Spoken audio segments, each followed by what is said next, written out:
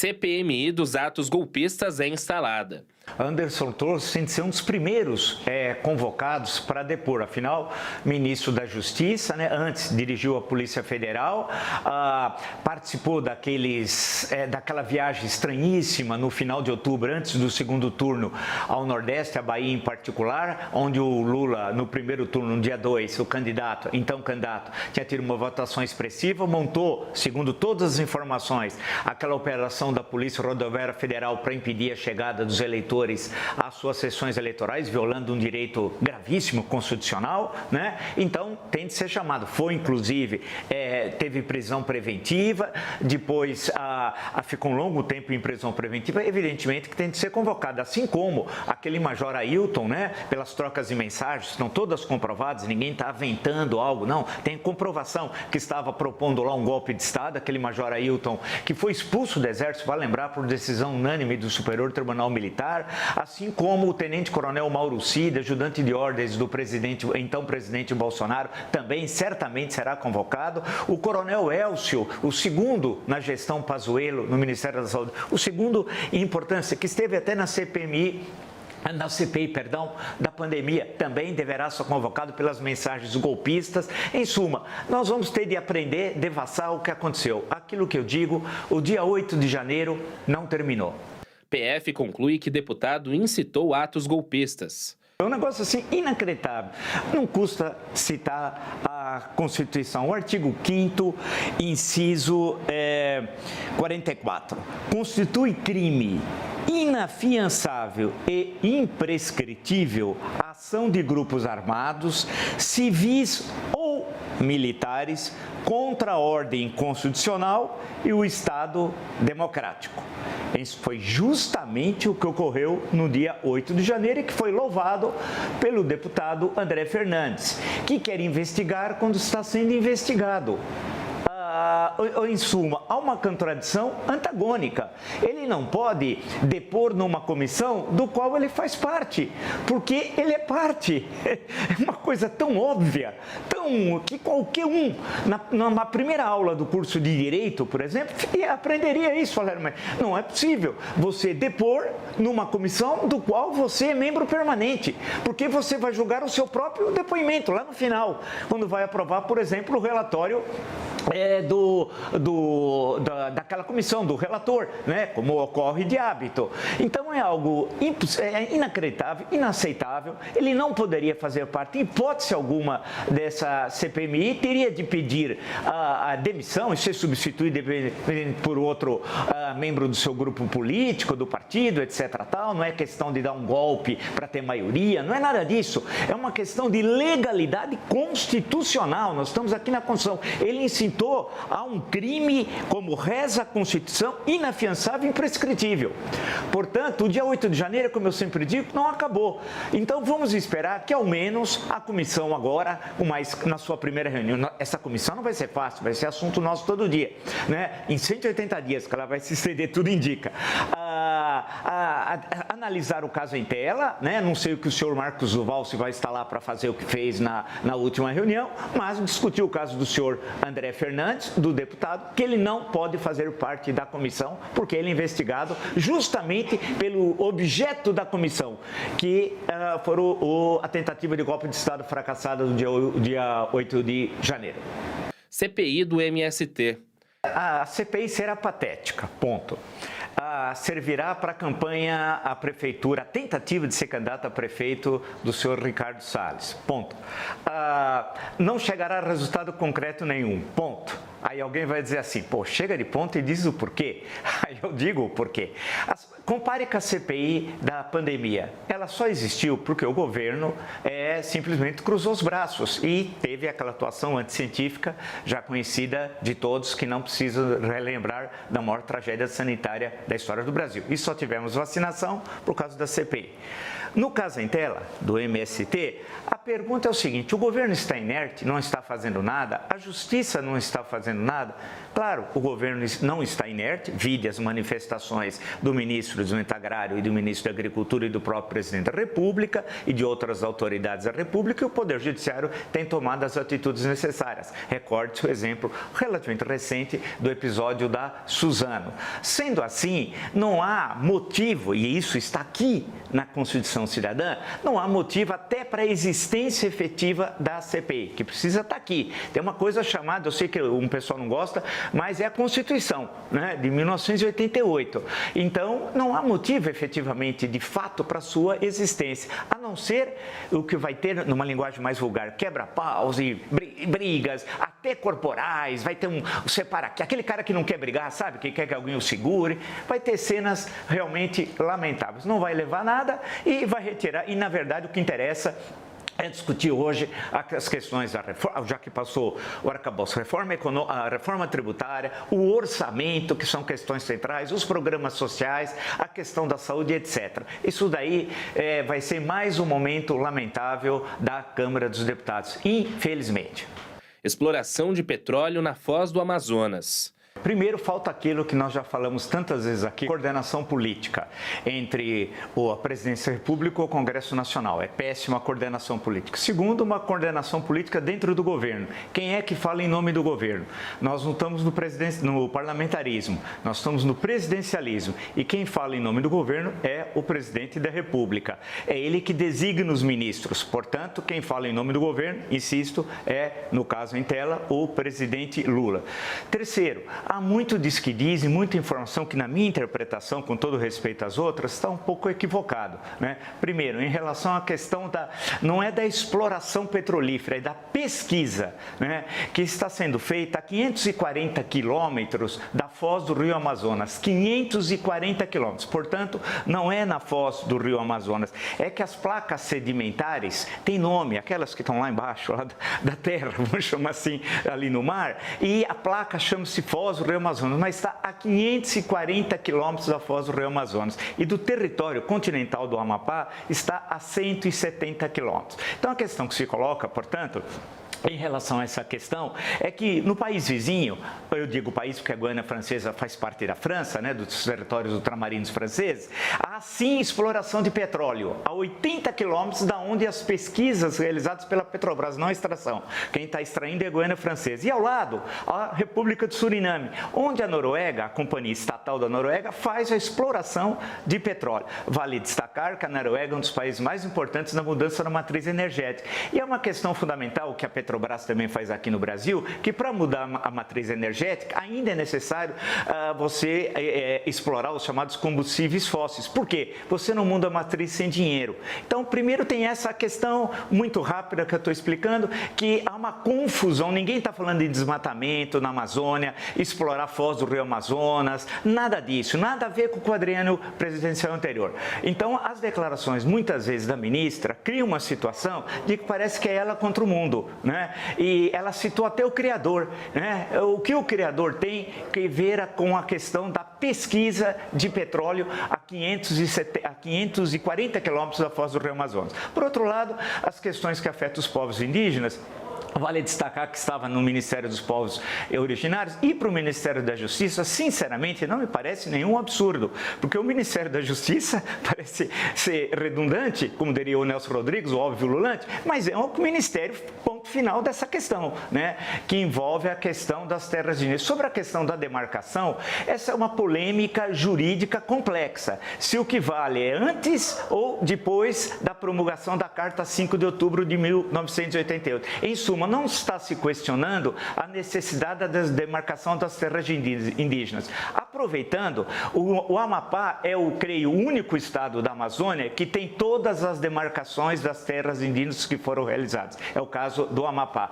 Portanto, há muito diz que diz, há muita informação que, na minha interpretação, são desencontradas, e o caso da ministra Marina tem de entender que, externamente, a representação, claro, em tese, é a do presidente da República. Agora, é necessário aí que é importante, uma conciliação, né? O que é uma boa conciliação republicana? É atender os interesses do país e os interesses, claro, da defesa do meio ambiente, que nasceu essa discussão sobre desenvolvimento sustentável, sabe aonde? No Brasil, quando? Na Rio 92. Então, é necessária uma discussão ponderada, científica, política, séria, sem tratoraço, mas também sem referências de que o Criador criou a Terra e nós não vamos alterá-la. Se fosse assim, nós estávamos na caverna. E lembrar a discussão que, no mínimo, tem 300 anos sobre a relação homem e natureza. Justiça condena defensores de tratamento precoce contra a Covid-19. Tomara que seja só o começo, porque são mais de 700 mil óbitos, na maior tragédia sanitária da história do Brasil. Eu sempre que me chamou a atenção, foi desde quando a tragédia começou, a demora, não sei se por falta de recursos, de orientação, né, de entrar na justiça, os familiares que perderam seus entes queridos por essa campanha genocida feita pelo governo federal através do Ministério da Saúde e desinformação, entrasse na justiça para obter efetivamente uma indenização, ao menos isso, né? Porque muitas vezes era o chefe da família, muitas vezes era o aposentado que sustentava a família com aquela aposentadoria, e são milhares no caso dos aposentados, que são os mais idosos e aqueles que foram mais duramente atingidos pela pandemia. Então isso estava demorando. Fico muito satisfeito com o resultado da justiça e espero que agora, nessa estrutura hierárquica de responsabilidade, chega até o principal. E quem é o principal que detonou todo esse processo? Era o então presidente da República. Qual é o nome dele? É muito fácil: Jair Bolsonaro. Racismo contra jogador Vini Júnior. É momento de dar um basta. Não adianta esperar a definição de La Liga, que é que organiza o campeonato, da Federação Espanhola, do próprio Real Madrid, reação tímida, em suma, aonde ele está. É necessário o empresário ir à direção do Real Madrid e dizer assim: olha, o contrato está suspenso, não faltam razões para tal, e são muitas, e essas que culminam um longo processo histórico de racismo, do qual a FIFA sempre se manifesta contra. Vale lembrar, né, a importância quando a África Negra passou a fazer parte efetivamente do futebol, né? E no nosso caso aqui, no caso do Brasil, lembrar que o Real Madrid, os mais velhos devem se lembrar, o Didi, chamado de Príncipe Etíope pelo Nelson Rodrigues, o melhor jogador da Copa de 58, foi contratado pelo Real Madrid em 59, foi impossível jogar. Sabe por quê? Racismo com o Didi, o melhor jogador da Copa do Mundo de 1958. Quer dizer, isso não é a primeira vez. Claro que agora as proporções são N vezes maiores, porque esse campeonato, como você bem lembrou, nessa hora o mundo inteiro estava assistindo, deve ser o segundo campeonato mais visto depois da Premier League, e é necessário também uma reação de todos os jogadores brasileiros, independente se são brancos, são de origem nipônica, se são negros, né, que estão jogando na Europa. Esse é o momento de saber se tem solidariedade efetiva, não só bater nas costas, mas todos que jogam na Europa se manifestar. E aqui no Brasil, o conjunto dos clubes brasileiros, no mínimo os 20 da Série A, junto com a CBF e o empresário do Vini Júnior, tomar uma atitude que certamente terá apoio do mundo. Fala: olha, não é possível jogar num campeonato racista em que esses incidentes se reproduzem, né? É uma questão racial aí muito séria, não é brigar, como já houve, com o jogador X, YZ pelo comportamento, não. É uma questão racial em que o mundo enfrenta isso há séculos. No século XXI essa questão é tratada de outra forma, na busca de uma relação humanitária, de igualdade entre as pessoas. Então é pegar o boné e ir embora, com todas as razões do mundo. Alguém vai dizer assim: vamos entrar na justiça para isso, para aquilo. O que interessa uma decisão da justiça quando nós assistimos cenas como essa? Pode ser até que a justiça espanhola, até pelo corporativismo, espero que não, julgaria a favor do Real Madrid, mas as imagens são inegáveis e é o momento que ele não tem, ele pessoa, ele jogador, condições de permanecer no La Liga, no Campeonato Espanhol, e certamente não faltará ofertas. Eu assisto a Premier League, você também, nós, todo mundo assiste. Antes de começar, sempre tem as manifestações antirracistas. Não é possível assistir isso passivamente efetivamente tem uma reação do Brasil, já vi do presidente mais firme, do ministro de esportes, da CBF, dos jogadores brasileiros, dos sindicatos, dos times e dos que estão lá na Europa, né? Porque é inaceitável, inclusive dos companheiros brasileiros negros que jogam no Real Madrid, né? E também do conjunto de jogadores, para mostrar se efetivamente eles estão comprometidos quando eles colocam uma tarja contra o racismo. E eu termino lembrando o caso do Didi, que ninguém até agora falou, mas vamos falar, 1959, não teve condições de jogar no Real Madrid, sabe por quê? O melhor jogador da Copa de 58, racismo. Senador critica a cobertura do caso Vini Júnior. É tão triste, sabe? Isso é tão triste a gente assistir no Brasil um senador da República, né? Fazer um discurso racista. É bom lembrar, não custa citá-la, tem uma coisa chamada Constituição, que eu tenho certeza que esse senador nunca leu. Tenho certeza absoluta. O artigo 5º, principal, o artigo de ouro da Constituição, né, é muito claro no inciso 42, que eu tenho ele aqui, a prática do racismo constitui crime inafiançável e imprescritível, sujeito a pena de reclusão nos termos da lei. Não importa que ele é parlamentar, ele cometeu um crime de racismo. A pergunta é, o presidente da sessão teve algum tipo de interferência? Não. Silêncio absoluto, silêncio absoluto. Quando ele diz que há uma vitimização do Vinícius Júnior, do Vini Júnior, era um negócio assim inacreditável. Mas ele foi eleito.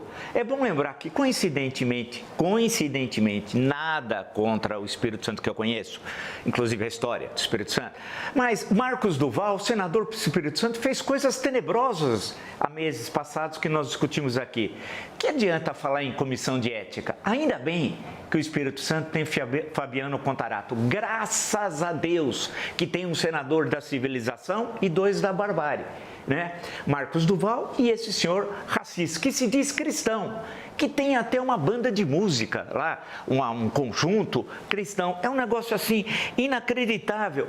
E não houve uma resposta na hora, né? E todas as referências, assim, de um nível rasteiro, quando ele faz a questão da leitoa. Meu Deus do céu, eu já vi de tudo, mas nunca imaginaria que assistiria numa comissão do Senado, sem uma resposta imediata do presidente da sessão, que isso acontecesse. Agora, adianta falar com o Conselho de Ética? Claro que não, infelizmente. Agora, ele não está lá porque é senador por fim, senador biônico. O que é biônico? O pacote de Abril de 1977 fez com que 1/3 do Senado fosse indicado na prática pelo presidente da República. Para resumir, ele foi eleito, ele não foi indicado. Então a pergunta é, aqueles que votaram nele, inclusive os que têm vinculação religiosa, referendo o discurso racista, né? Vini Júnior está se vitimizando, a leitura faz parte dessa análise. Fazer o quê? É o que temos. Graças a Deus que há Fabiano Contarato pelo Espírito Santo. Graças a Deus mesmo. Esse é da civilização. Esse senhor é da barbárie. E pior, que nada vai acontecer.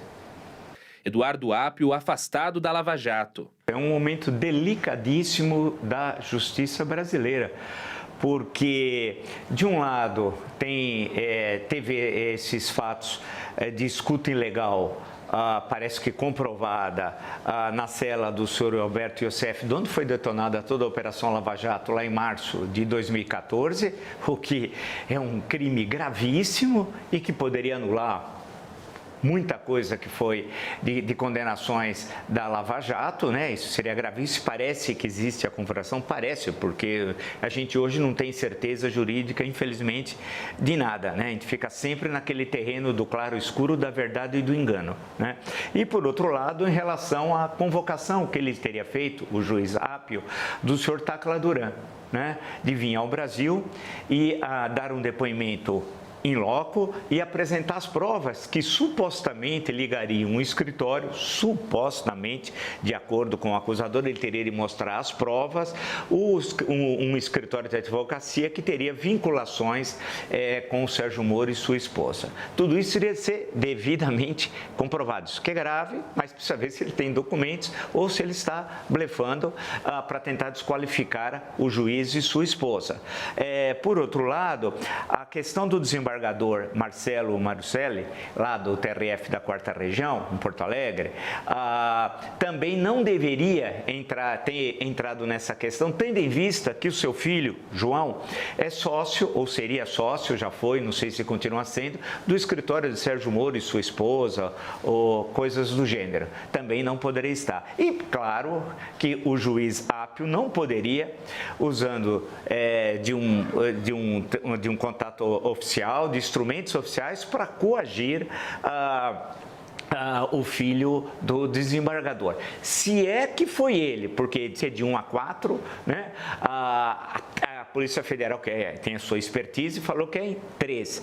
Em suma, a grande questão é que a 13ª Vara Federal precisa ser benzida, com sal grosso, fazer um bom trabalho ali, chamar todas as religiões existentes do mundo, né? Porque é inacreditável o que lá tem acontecido desde março de 2014, porque é delação, depois não é mais delação, é condenação, depois não é mais condenação, o sujeito fala por moto próprio, depois, na verdade, descobre que o doleiro tinha a escuta dentro da cela, aparece a namorada do doleiro e canta na CPI, né? Mostra os seus dotes vocais cantando Roberto Eraso. Em suma, virou uma enorme confusão. Então é necessário, acho que nesse momento, não sei que tipo, eu sei, a estrutura a Paraná, Santa Catarina e Rio Grande do Sul, é o TRF da 4ª Região, né? E aí você tem a estrutura que chega ao STF, Superior Tribunal de Justiça, e finalmente o Supremo Tribunal Federal. Você tem essa estrutura hierárquica da justiça brasileira. Vai ser necessário ver o que está acontecendo lá, porque é bom lembrar que antes teve o interregno entre a saída do Sérgio Moro e a chegada do juiz Apio. Teve primeiro um substituto, o seu Bonac, que agora parece que está como desembargador no TRF da 4ª Região, ao menos eu li rapidamente a decisão e vi o nome dele, né? E teve antes a juíza Gabriela, que também não está mais lá e que foi questionada as suas decisões, porque ela tinha feito Ctrl+C e Ctrl+V. Copia e cola, e tinha sido comprovado.